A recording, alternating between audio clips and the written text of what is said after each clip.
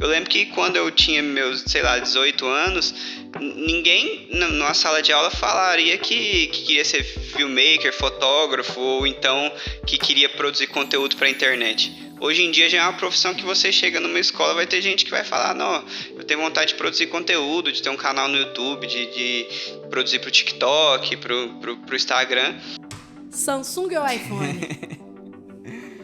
Não só o iPhone, né, mas tudo que pudesse ser da Apple. Pega papel e caneta que hoje é dia de aula aqui no canal Chave C. Tô muito feliz porque quem tá sentado na minha frente é um cara que me ensinou tudo o que eu sei sobre vídeo. É o meu melhor amigo. Ele é o sucessor da FX Produções, uma marca de respeito aqui de Uberlândia, de mais de 20 anos, de vídeos e filmes de casamentos e empresas. Ele é fantástico e vai te ensinar muito sobre essa habilidade hoje, que é produção audiovisual. Luiz Fernando, seja muito bem-vindo ao Chave C. Vamos contar já que não tem ninguém filmando a gente? Pois é, gente, se acontecer algum imprevisto aí, vocês já sabem. Hoje não tem ninguém atrás da câmera. O Luiz Fernando é quem está sempre aqui nos bastidores da Chave C. E eu quero que você se apresente e conte uma breve história a respeito da sua relação com o audiovisual. Bom, meu nome é Luiz Fernando Oliveira. Eu sou fotógrafo e videomaker. Acho que eu trabalho com isso a vida inteira.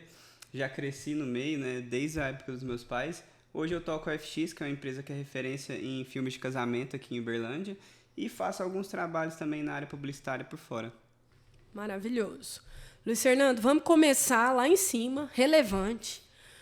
O que faz um vídeo ser realmente bom?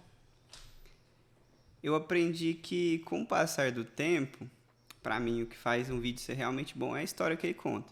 Muita gente fala de equipamento, muita gente fala de cor, mas no final das contas, se você tem um equipamento simples, mas você consegue passar uma história legal para a pessoa que está assistindo, ou de alguma forma aquele vídeo transformar a forma de pensar daquela pessoa, ele é um vídeo bom. Agora, obviamente, os equipamentos vêm para somar, né? A estética que você traz ali com a câmera, você consegue ajudar a contar a história também. Então, tudo isso agrega, mas o mais importante, para mim, é contar uma história. Passar uma mensagem ali com o vídeo, né? Se você assiste o vídeo, mas ele não transmite nada, não necessariamente ele é um vídeo bom, ele só é um vídeo bonito. Entendi. A estética importa, mas a história é o que realmente dá alma pro vídeo, certo? Com certeza. Como que você consegue fazer isso com os casamentos se você não necessariamente é uma pessoa que interfere ali no que está acontecendo e, querendo ou não, o casamento é repetitivo, entre aspas, o que acontece ali. O que é seu tom perro? Eu acho que assim, eu nunca consegui fazer um número muito grande de eventos, né? O vídeo de casamento, ele é muito fácil de você entrar na rotina. Porque, querendo ou não, eles seguem um protocolo muito parecido, né? Você tem a cerimônia, depois uma confraternização ali, numa festa. Então, se você trabalha com um número muito grande de eventos, a tendência é você entrar no automático, né? E é muito difícil sair dessa bolha. Obviamente, a gente tem um estilo de filmar, tem uma forma de trabalhar, mas eu tento entender com os noivos, você faz uma reunião prévia, é necessário esse alinhamento. E entender com os noivos o que é o que ele busca, porque cada casal quer uma coisa. Às vezes a gente acha que a gente sabe, mas tem gente que é mais focado na festa, tem gente que já é mais da balada, da cerimônia, né? Então, você ter esse alinhamento com os noivos para você conseguir suprir uma expectativa. Então, você vai fazer uma coisa um pouco personalizada.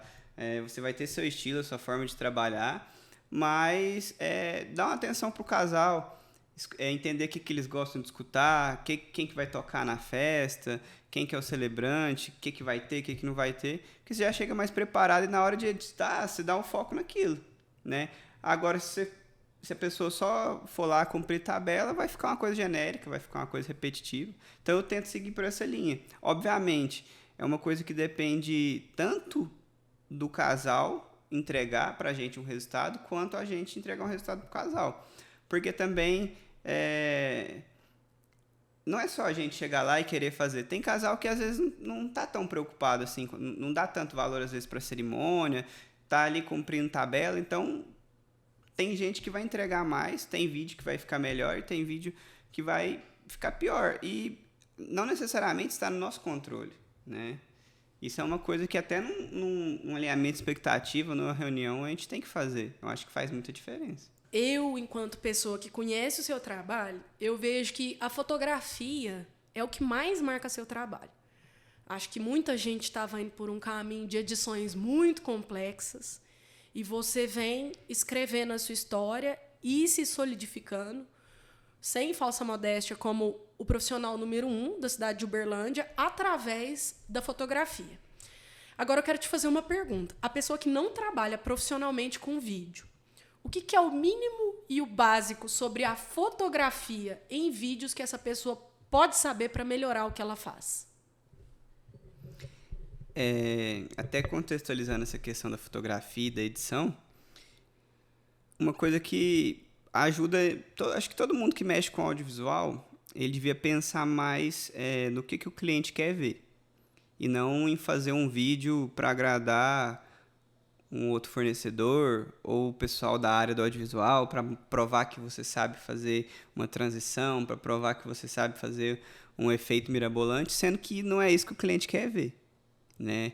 E aí, quando você vai criar uma estética, vou falar no meu caso, vídeo de casamento, né? Eu penso no que o cliente quer ver. O cliente quer ver emoção. Então, eu vou começar a trabalhar a estética em cima disso, né? Uma fotografia mais voltada para a emoção, enquadramentos mais fechados, cenas mais calmas, que a pessoa consegue contemplar de fato o que está acontecendo ali, a vida acontecendo, né? E essa é a estética que eu trago para os casamentos. Então, acho que a pessoa quer melhorar a qualidade de imagem, quer melhorar a fotografia dela, ela tem que pensar no que o cliente dela quer ver, no que vai encantar ele. E lógico, aí se você for para a parte técnica, sempre ter uma boa exposição, cuidar do balanço de branco, porque eu vejo que o pessoal erra muito do audiovisual, chegar no evento e gravar, mas entender como que você bate o branco corretamente, são coisas muito básicas. Uma exposição bem feita, um balanço de branco bem feito, é uma coisa muito básica, mas que facilita muito na pós-produção. Porque quanto menos você tiver que corrigir cagada na pós-produção, menos você vai degradar a sua imagem. Porque é diferente de tratar a cor. Tratar a cor você vai mexer, mas você não vai estar corrigindo uma cagada que você poderia ter evitado. Então, filmar a pessoa na altura dos olhos, fazer uma exposição correta. Isso para coisa básica. Obviamente, se você for querer passar uma sensação diferente, você vai mudar o ângulo da câmera e tudo mais, mas é seguir o básico. É entender como é que sua câmera funciona e evitar o máximo de correção na pós-produção. Perfeito. Acho que seria isso. Perfeito. Eu quero só deixar claro, referente à primeira pergunta que a gente fez, você não tem equipe. É sempre você que está operando os casamentos. Você sempre está nos eventos que você fecha. Você sempre está garantindo esse olhar e essa qualidade. Confere? Sim.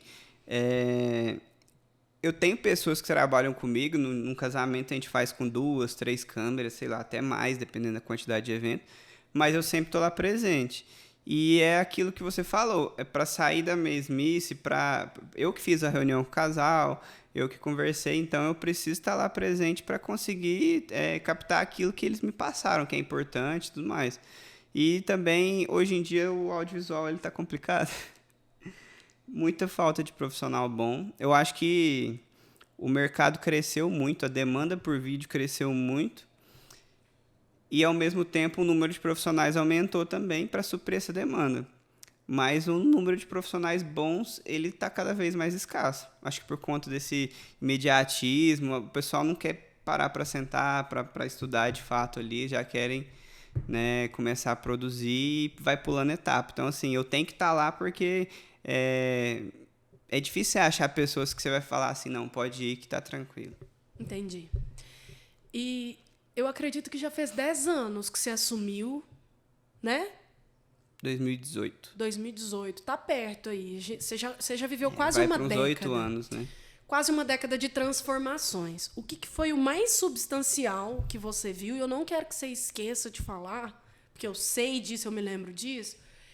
que é a coisa da valorização do vídeo em relação à fotografia, não só no mercado de casamento, mas visando tudo o que aconteceu nas redes sociais e por que o vídeo explodiu desse jeito. Antigamente, foto era muito prioridade em relação a vídeo. O que você viu de mais substancial, de mais importante nesses anos todos que você vem trabalhando no audiovisual? Eu acho que as redes sociais evoluíram e fizeram isso acontecer, né? A gente teve a pandemia e eu falo que tem um antes e depois da pandemia em relação ao vídeo, o vídeo que a gente consome ali no dia a dia, né? Que quem tem uma loja, quem tem uma empresa produz. E antes da pandemia, as redes sociais elas estavam ali, já tinha um pouco do vídeo, estava começando aquela coisa do Stories, o Instagram ainda estava decidindo que formato que tinha, e depois que virou a pandemia, primeiro que fechou tudo, né? Então, aquele off-market que existia de televisão, outdoor, panfleto, esse tipo de coisa ficou muito defasado, porque, de fato, as pessoas não podiam sair de casa. E conforme foi passando o tempo, elas acostumaram a sair menos de casa. Então, mesmo que liberou tudo, hoje em dia, até a geração atual mesmo, é uma geração que ela fica mais em casa, ela consome mais a mídia. E também a forma como as redes sociais evoluíram para isso. Hoje em dia, você tem muitos influenciadores, muitas pessoas que antes às vezes estavam na TV e hoje foram para as redes sociais, que produzem conteúdo, que está lá no YouTube, que está lá no Instagram, e as pessoas passaram a ter vontade de produzir esse tipo de conteúdo também. Eu lembro que quando eu tinha meus, 18 anos, ninguém numa sala de aula falaria que queria ser filmmaker, fotógrafo, ou então que queria produzir conteúdo para a internet. Hoje em dia já é uma profissão que você chega numa escola, vai ter gente que vai falar, não, eu tenho vontade de produzir conteúdo, de ter um canal no YouTube, de produzir para o TikTok, para o Instagram. Então, a rede social caminhou para esse lado. A pandemia ajudou muito, porque fechou tudo, fez o pessoal ficar mais em casa e consumir mais esse conteúdo de casa, né? E o Instagram viu uma oportunidade de ganhar dinheiro. Viu que o vídeo ele estava dando engajamento, ele estava dando resultado, que o pessoal poderia patrocinar, poderia colocar dinheiro ali, e transformou a plataforma numa plataforma... Hoje eu falo Instagram de uma plataforma de vídeo. Eu lembro quando era só 15 segundos. Hoje em dia, foto não é o que engaja, não é o que vende, e aí as empresas vão migrando para o vídeo para poder se manterem competitivas, ou seja, aumentou muito a demanda e, consequentemente, aumentou muito também a quantidade de profissionais. Uma coisa que mudou também da época... Agora eu vou voltar para a época dos meus pais. Uma coisa que mudou muito, eu lembro certinho. O meu pai, ele vendeu um terreno para comprar uma câmera. Porque a câmera era o preço do terreno. Então, assim, era muito inacessível. Era aquelas câmeras grandonas e tal. Era muito inacessível você produzir, né, de forma profissional. Você gravar um vídeo institucional, fazer alguma coisa nesse sentido. Hoje em dia, não. Hoje em dia, com o celular, você consegue te dar um resultado foda e já começar. E depois comprar uma câmera e... né, uma luz, internet, AliExpress. Então, democratizou demais. Você falou do seu pai, eu vou contextualizar que o seu pai é o Júlio César, sua mãe é a Marildinha, Marilda. Júlio César, grande cinegrafista, Marilda, pequena, grande cinegrafista, porque ela é pequenininha, mas ela é uma mulher que fez história nos eventos. Até hoje eu ouço falar dela como uma pessoa que filma bem. Eu lembro de te ver pela primeira vez na minha vida... novinho, lavando vinil para o seu pai, disco de vinil. Então, eu acho que esse berço de disco de vinil, de boas músicas, de crescer no meio das fitas DV e ter sido exposto a esse ambiente de imagem, de cultura, agregou muito repertório para você. E você foi uma pessoa que me ensinou o básico e o mínimo de edição, que é o que eu sei até hoje, que é cortar e emendar. E eu acho que cortar e emendar bem feito é a grande sacada de uma boa edição, que está na narrativa, que está em tirar o que não é e sobrar o que é. E eu lembrei de um dia que eu cheguei na sua casa, que eu sou amiga da família do Luiz Fernando, e o seu pai estava louco de orgulho, falando... O cara pegou, montou as câmeras sozinho no estúdio com o amigo dele, Vinícius, e foi filmar o outro amigo que canta. Eu acho que foi um dos seus primeiros trabalhos, foi um clipe do seu amigo cantor. Você lembra disso? Lembro. Quando que você entendeu, quando que caiu a sua ficha que 20 anos de história da FX estavam sob os seus ombros para você dar continuidade e subir o sarrafo no mercado de evento em Uberlândia? Então, eu meio que cresci dentro do estúdio, né? Eu via o pessoal trabalhando, na época era outra realidade, né? Tinha mais de 20 pessoas lá trabalhando na FX, um número de eventos, né, gigantesco, uma correria muito doida. Sempre gostei de audiovisual, meu pai me influenciou muito a questão do meu gosto musical hoje em dia, né? Sempre consumi isso e sempre entendi um mínimo ali. Mas chegou numa época que eu até tentei fugir do audiovisual. Cheguei a fazer faculdade de contabilidade, durou uns 2 anos e eu falei, não, realmente, não tem como fugir. É o que eu sei, eu cresci nisso, eu acho que é o que eu tenho que focar. E acho que a virada de chave foi entender que a gente tem que fazer o que a gente é bom, sabe? Às vezes a rotina do audiovisual é muito difícil, né? Perder ali datas especiais, finais de semana para estar ali num casamento, para estar ali registrando alguma coisa. Então, eu já perdi muito aniversário de amigo, eu ia ser padrinho de casamento ano passado, deixei de ir, porque eu já tinha um evento fechado, que fecha com muita antecedência. Então, é uma rotina difícil. Eu acho que demorou um pouco para eu entender que, apesar de toda profissão tem seus prós e contras, né? A gente tem que fazer o que a gente é bom e abraçar isso. Aí, a partir do momento que a gente faz isso, fica tudo mais fácil, porque começa a fazer sentido. E a gente começa a organizar a vida, assim. Mas meus pais me influenciaram demais, não só na parte de captação, porque eu acho que eles vieram de outra época, então eu aprendi muito também com cursos, com internet, mas a parte de responsabilidade como profissional, de entregar de preocupar mais com o cliente do que às vezes com o meu marketing ou com qualquer outra coisa que for, sabe? Eu vou muito para esse lado. Eu acho que isso é uma coisa que eu aprendi muito com meus pais, a parte de responsabilidade, gestão. E essa questão da responsabilidade foi uma questão que, infelizmente, derrubou profissionais que tinham um grande potencial, mas que pecaram no mínimo e o básico, que era entregar no prazo, porque realmente é uma rotina, principalmente de edição no pós, que é exaustiva, que é difícil, né? O audiovisual, ele tem um backstage que pouca gente vê. Só que é muito complicado, porque o que você vê na internet, às vezes é o que te vende, é o que te projeta, mas a responsabilidade que você tem ali no off, só você e seu cliente vê. Então, assim, eu conheço muito profissional que ele é muito bom de marketing, ele é muito bom de Instagram, ele é muito bom de lábia, de conversar, só que ele é um cara que, depois que o cliente fechou, depois que o evento passou, o serviço vai atrasar, já não é o mesmo atendimento, já não é o mesmo capricho, na hora de executar já não é a mesma coisa.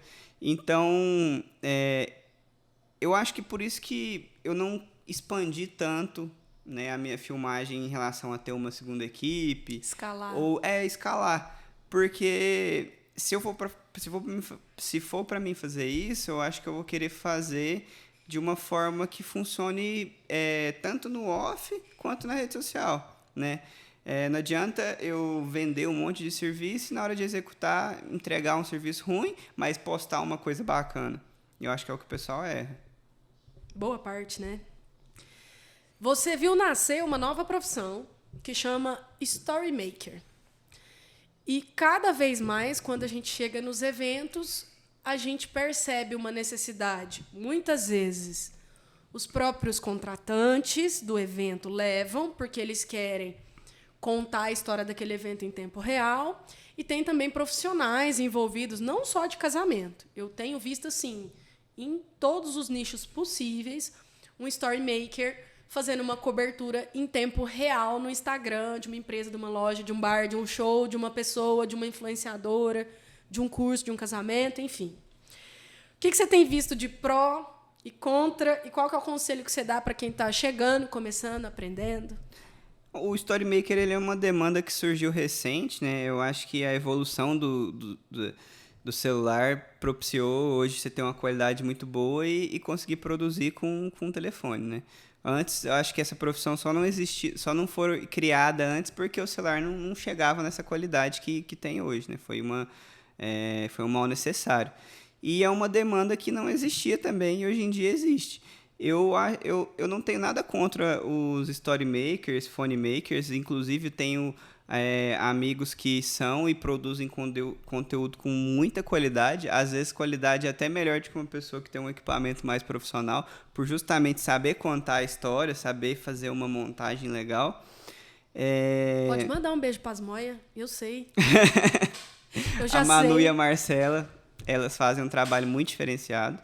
Mas outros profissionais também. O que eu vejo no mercado de casamento que me incomoda não é o phonemaker, mas a forma como os fornecedores se organizam para usar o serviço dessa pessoa no dia do evento. Se eu estou sendo contratado para realizar um trabalho, o meu compromisso é com os noivos e os outros fornecedores da mesma forma. Então, às vezes, eu vou para um casamento para filmar, eu mal posto um stories, porque eu estou preocupado, de fato, ali com a minha entrega para com os noivos. Obviamente que eu vou produzir um conteúdo depois, se sobrar tempo, a gente vai fazer uma coisa ali em tempo real. Mas o que eu vejo é que todos os fornecedores, em vez de preocupar com a entrega ali para os noivos, eles estão preocupados em transformar os trabalhos deles numa vitrine, entendeu? Então, eu chego num evento que tem 5 storymakers, um do buffet, um do cerimonial, um do bar, o do próprio casal, né? E você vai para uma cerimônia, você olha para o altar, tem 10 pessoas. E isso não é sustentável. O problema não é a profissão, é a forma como isso é organizado. Eu acho que tinha que ser um phonemaker ali que ele possa produzir um conteúdo ali para todo mundo, né? E que cada profissional respeite o espaço que ele foi contratado. Por exemplo, se é um filmmaker do bar, você não precisa filmar a cerimônia. Você vai filmar o bar. Eu acho que é essa falta de organização, de bom senso, que faz queimar a profissão e ter essa briga da foto com o real time. Porque, querendo ou não, o que o phonemaker entrega, eu não entrego. Aquela estética de celular, que é uma coisa mais intimista, mais real, que é diferente da estética do vídeo, que você consegue, né, trazer uma coisa mais pro filme, pro cinema, são estéticas totalmente diferentes. E o celular, ele entrega isso. O real time, é impossível eu editar com a mesma velocidade que a pessoa do celular. Então, ele é uma demanda que às vezes eu não vou conseguir suprir. Mas eu acho que tem que ter bom senso entre os profissionais ali para conseguir fazer um trabalho bacana. Vamos fazer um workshop para os storymaker? Eu acho que é importante. Tem um monte de gente que chegou já direto nesse mercado e que nunca teve noção do restante, do todo, da própria produção audiovisual nua e crua, que não tem, sabe? A regra dos terços, você trabalha nada. Quando você trabalha com casamento, né, no caso, por exemplo, eu acho que tem toda uma etiqueta. Ao longo do tempo, principalmente antigamente, hoje em dia o pessoal é até mais desleixado com isso, mas você ir bem vestido, você ir com uma roupa adequada para o evento que você está. Pode ser um congresso, um casamento, você vai numa empresa. Eu vejo que o pessoal às vezes perde a noção, sabe? Você está num evento, a pessoa está de cropped, está com uma roupa meio aleatória. Então isso tudo vai impactar ali no que as pessoas estão vendo. E a pessoa aparece às vezes no vídeo, na foto, ela está totalmente... E quem trabalha com foto, com vídeo há muito tempo, aprendeu essas etiquetas, porque antes o ralo era maior ainda, né? Hoje em dia o pessoal ainda é mais tranquilo, mas, pô, você tem que estar, né, condizente com os convidados do evento. Tem um código de ética, Sim. né, para você se comportar, tem aonde você pode sentar, tem a hora que você pode comer, e as pessoas novas, principalmente que vai chegando como storymaker, eles ainda não aprenderam isso. Porque, geralmente, eles já chegam autônomos. Sim. E a gente aprendeu com os nossos anteriores, né? Com as pessoas que formaram a gente enquanto profissional. É um contra da democratização, assim, Porque, igual você falou, questão de noção de enquadramento, esse tipo de coisa. A pessoa, ela tem um celular com uma qualidade muito boa, ela tem uma um YouTube, por exemplo, que vai ensinar ela ali o básico, mas ninguém foge muito disso mais. Antigamente o ensino era muito mais difícil, mas ao mesmo tempo, por ser difícil, para chegar num resultado bacana, você tinha que ter um conhecimento muito maior. Hoje em dia você maqueia muito, né, com efeitos, com esse tipo de coisa, mas o conhecimento real, ele não muda. Você vê um filme de 1900 e bolinha, as regras são as mesmas de hoje em dia, a galera mesmo do cinema, de fato, né? Aí, hoje em dia, com rede social, eu acho que tem a galera que é do cinema e tem a galera que é da publicidade. Eu acho que a estética mudou, assim. Não existe... Algumas regras ali não existem para outro mercado, né? Entendi. Vamos aproveitar o tema do Story Maker e eu vou deixar você realizar um sonho agora. E eu não vou discutir com você. Por quê? Porque você já me convenceu faz um bom tempo. Para a produção audiovisual. Nós não estamos sendo patrocinados, infelizmente. Apple, estamos aqui. Liga pra gente. Samsung ou iPhone? Eu acho que não só o iPhone, né, mas tudo que puder ser da Apple. Tô brincando. Em relação à qualidade dos celulares da Samsung, hoje em dia eu não tenho muito conhecimento. Mas os meus últimos anos eu sempre usei o iPhone e eu acho que não é só a qualidade de imagem, mas é o ecossistema, a forma que eles formatam o equipamento ali para você usar. É um simples que funciona, que às vezes uma pessoa que não tem tanto conhecimento técnico consegue chegar num resultado bacana. Porque o celular é isso, né? Se eu for fazer uma coisa muito elaborada, eu vou pegar a câmera e vou fazer. Agora, com o celular, eu tenho que tirar o celular do bolso e já conseguir fazer uma coisa legal, para não perder o momento ali. E a forma como a Apple simplifica o jeito de usar, para mim faz muito sentido. Tem gente que fala que na hora de postar, o iPhone entrega com uma qualidade maior por ser um ecossistema só, ser mais otimizado. Eu não sei se isso é verdade hoje em dia. Já teve uma época que dava muita diferença, principalmente no começo dos stories, né? Porque o Android tem várias marcas, então ele tem que ser meio genérico assim, para funcionar em todos os aparelhos. O iOS já é o mesmo sistema para todos, então tem alguns aplicativos que eu acho que não tem para o Android ou que não funcionam com a mesma qualidade. Mas eu posso estar falando besteira. Só que minha experiência é Apple, não tem como. Né? Você trazer, às vezes, um MacBook junto, você ter um AirDrop para você trabalhar junto, um iPad, tudo conversa. Então, facilita muito a vida. Achei que você ia rasgar mais cedo. Não, eu acho que... Eu sei o que você pensa dentro de você. E você começou sendo honesto. Tudo que puder ser da Apple...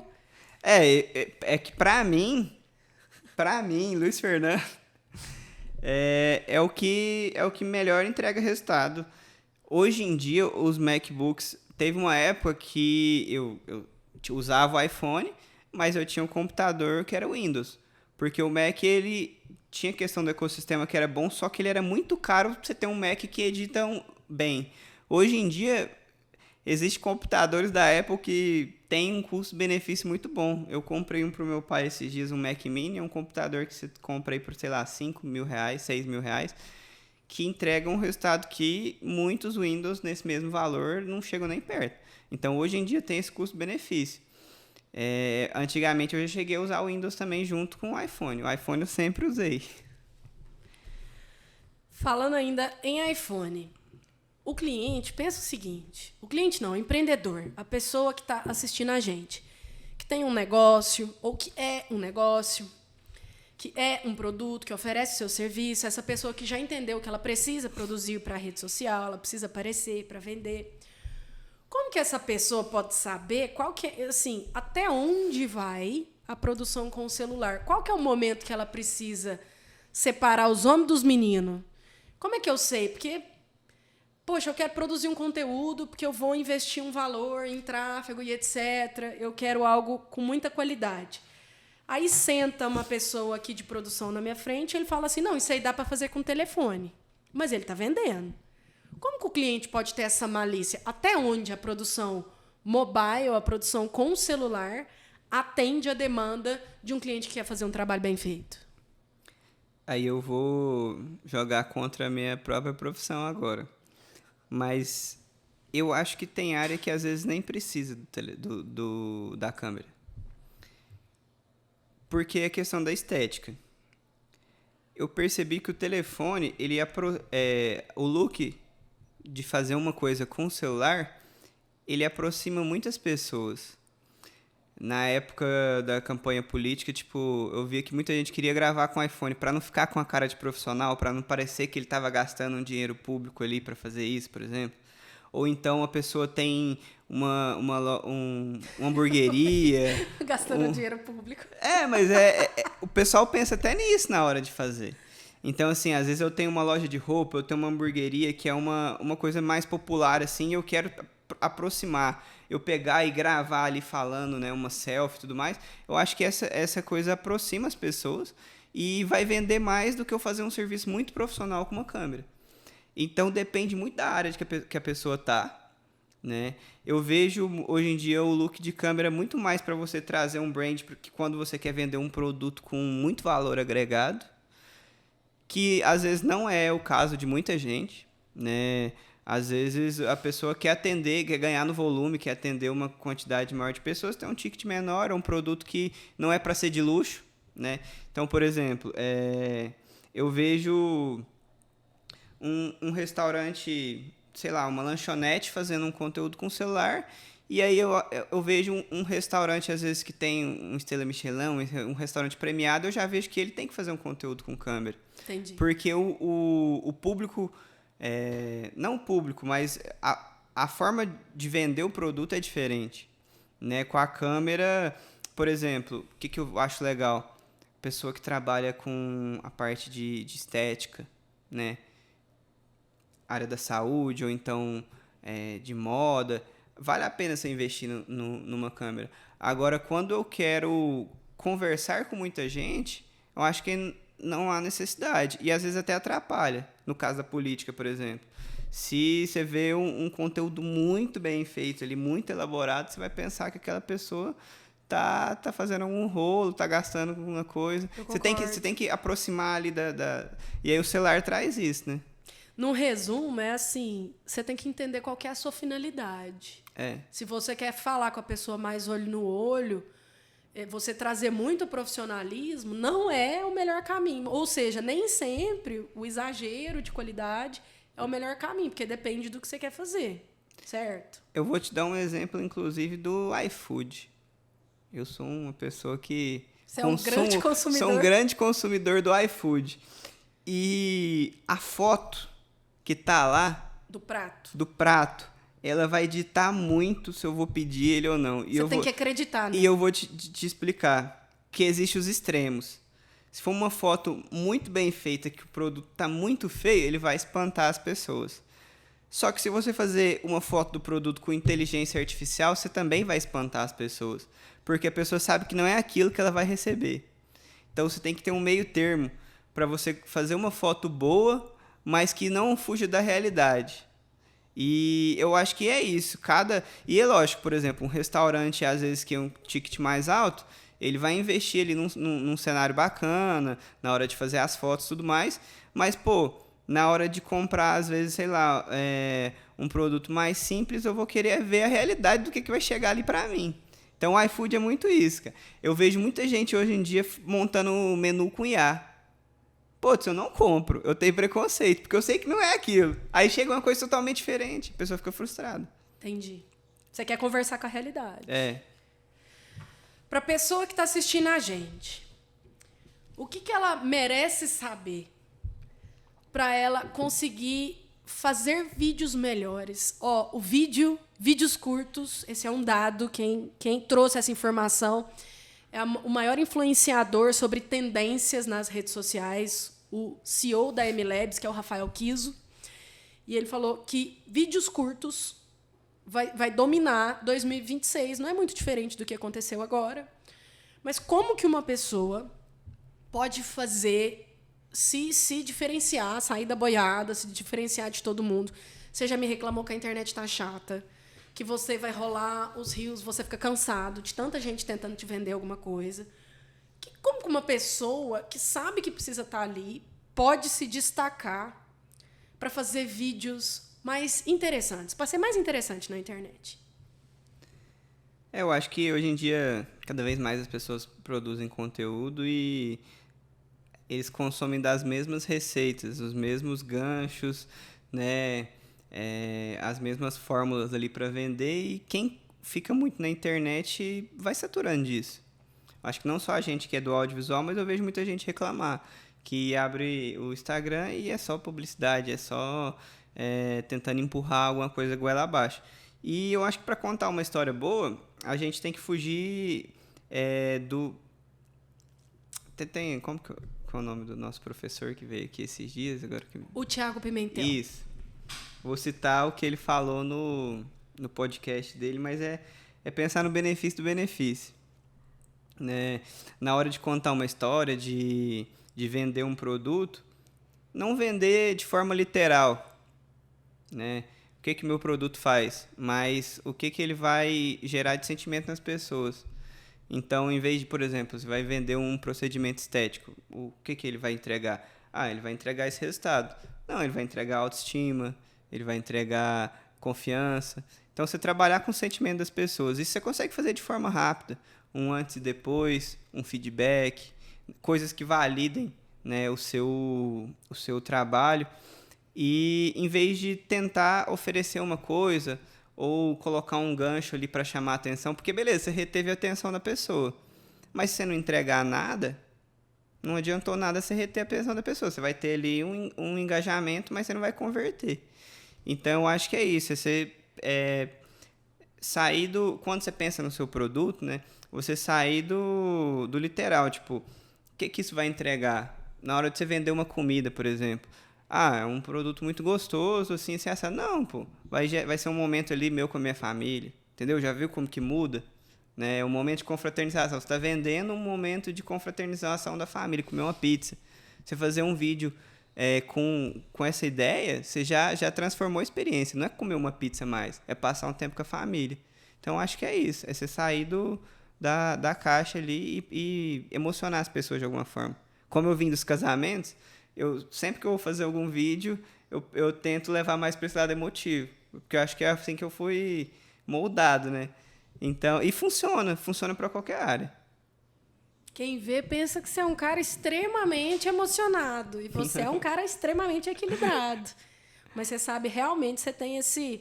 É entender que a emoção, ela funciona, mas não necessariamente você precisa se emocionar, mas você tem que ter uma estratégia para as pessoas se emocionarem. Né? Se pensar de forma mais lógica, às vezes é uma manipulação, mas o cinema é isso, né? Você cria uma atmosfera, uma estética, você quer passar uma mensagem. Sabe o que eu lembrei enquanto você estava falando? De uma pessoa que nós dois gostamos muito, que é a Ariane Lisa. Eu já estou falando, você já está rindo. Que ela é redatora publicitária, estudou na faculdade com a gente. E eu nunca, na minha vida, vou me esquecer, eu estou lendo um livro que chama Adams Óbvio. E ele fala que as maiores ideias, quando você chega nela, você tem a sensação de que ela estava debaixo do seu nariz. E ela causa um espanto, geralmente, e você fala, nossa, como que eu não tinha pensado nisso? Porque ela era óbvia. E que ela tem um rigor de pensamento, mas que chega numa simplicidade, mas ela era tão óbvia que ela é sofisticada. Aí eu lembrei da Ariane, numa fase da faculdade, que ela vendia bolo no pote. E a nossa faculdade era uma faculdade de publicidade e propaganda. Então, a gente sempre teve uma tendência muito grande de que tudo que ia fazer era muito floreado. A gente queria, né, tudo ter um conceito mirabolante por trás. E a marca do bolo no pote dela era bolo gostoso. E o slogan é porque é bolo e porque é gostoso. Feliz no simples, né?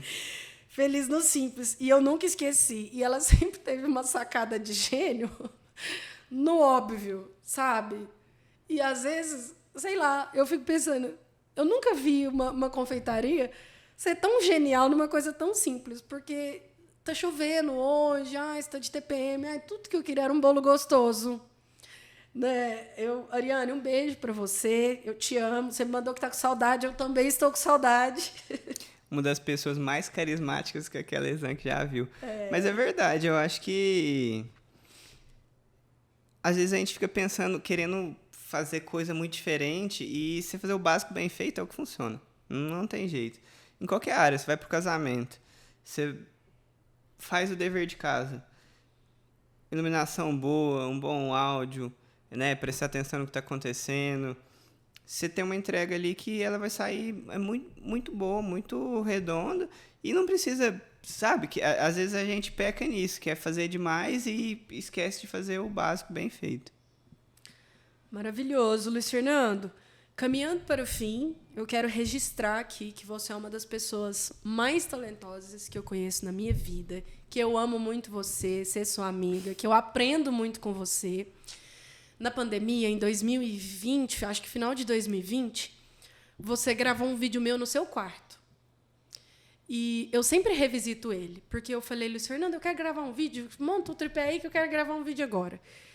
E é legal a gente olhar para trás, porque como a gente melhorou de lá para cá? Você e eu. Eu estava assim, com uma oratória problemática. É um vídeo cheio de vício de linguagem, que eu custei parir a ideia. Eu lembro que a gente gravou, acho que 12 minutos, e o vídeo editado tinha 3. 70% do vídeo era lixo, assim, era gagueira. Mas eu assisto ele com muito carinho. Eu nunca vou esquecer que um dia uma pessoa assistiu aquele vídeo, uma pessoa que não me conhecia, assistiu aquele vídeo, exatamente aquele vídeo, me chamou para tomar um café e fechou comigo um trabalho que foi um trabalho muito importante na minha vida nos últimos anos. E eu gostaria que você fechasse esse podcast com uma mensagem para todas as pessoas que têm vontade, mas ainda se sente presa. A gente vai começar um ano novo. A realidade, ela impõe que a gente se apresente, que a gente tenha coragem. E eu gostaria que você desse um conselho para as pessoas, que você falasse os seus canais, como que as pessoas te encontram, e um conselho para essas pessoas que têm vontade de colocar a cara no sol, de mostrar o seu trabalho nas redes sociais, mas que ainda não fazem isso. Pode falar ali para a nossa câmera 3. Peraí que eu tenho que elaborar agora, que foi muito conteúdo. Eu consigo ver essa evolução que a gente teve. E uma coisa que eu aprendi em todos esses anos de audiovisual é que a gente precisa ter muita humildade. E conforme os anos vão passando, quanto mais tempo a gente tem de audiovisual, mais a gente aprende. Quando a gente começa, geralmente o pessoal que começa a trabalhar com audiovisual, às vezes tem muito preconceito com o pessoal aí que tem 10, 20 anos de carreira, acha que a pessoa é velha, antiquada. Só que só com o tempo ela vai quebrar a cara com isso. Porque eu já fui, acho que uma pessoa assim, de achar que eu sei tudo, que isso é o correto, e conforme vai passando os anos, a gente vai aprendendo que só o tempo ensina, só o tempo transforma. Eu evoluí justamente por conta disso, por conviver com mais pessoas, por ter experiências diferentes, essa vivência. Né? Hoje eu me considero uma pessoa com a qualidade de entrega muito melhor do que o do ano passado e muito melhor ainda do que há 8 anos atrás. Eu acho que a tendência é a gente sempre evoluir. Então, quando você vê uma pessoa aí com seus 40, 50 anos trabalhando com audiovisual, pode ser que ela saiba muita coisa que você ainda não sabe. As pessoas têm muito esse preconceito, essas gerações que estão chegando agora, que estão pulando etapa, né? Elas têm muito preconceito com o pessoal mais velho, mas essas pessoas sabem muito mais que a gente. Não é só fazer uma imagem, é ter uma gestão, é saber se posicionar, conversar com o cliente, se vender. Isso tudo a gente aprende com o tempo, né? Eu acho que isso é o principal. Agora, sobre produção de conteúdo, eu sou uma pessoa que eu sempre gravei muitas pessoas, mas eu nunca gostei de aparecer. E você foi uma influência para eu estar aqui hoje conversando e uma vez por ano fazer algum conteúdo lá pro Instagram que não seja de casamentos, né? E sempre vale a pena. E eu acho que a gente tem que fazer o que a gente gosta. Primeiramente, não só produzir o conteúdo porque é uma obrigação ou porque você acha que você precisa estar na rede social.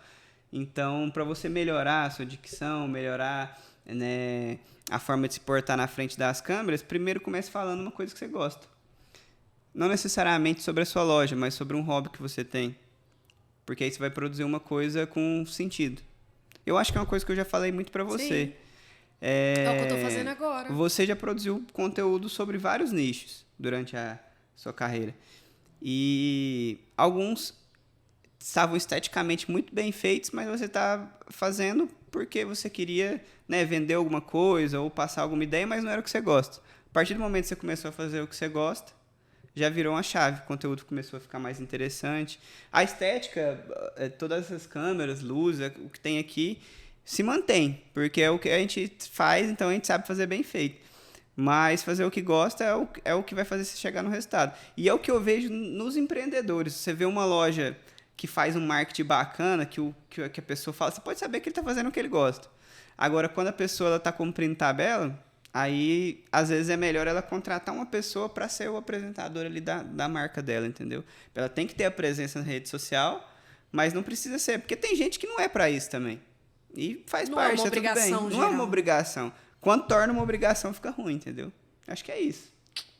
Arrasou. Quero te agradecer muito pela confiança. Esse foi o meu convidado mais difícil de trazer, tá? Ele é o que vem todas as vezes. E ele é o mais difícil de trazer, por quê? Mas não deveria. Você é um cara que tem muito conteúdo para ensinar. Eu ainda quero fazer muita coisa com você nessa vida. Obrigada por ser meu parceiro de todos os projetos. E eu quero agradecer você que está aqui com a gente até agora. Envie esse conteúdo para o seu amigo que quer melhorar na produção de vídeo. Envie esse conteúdo para as pessoas que são importantes para você. Se inscreve no canal e um beijo no seu coração.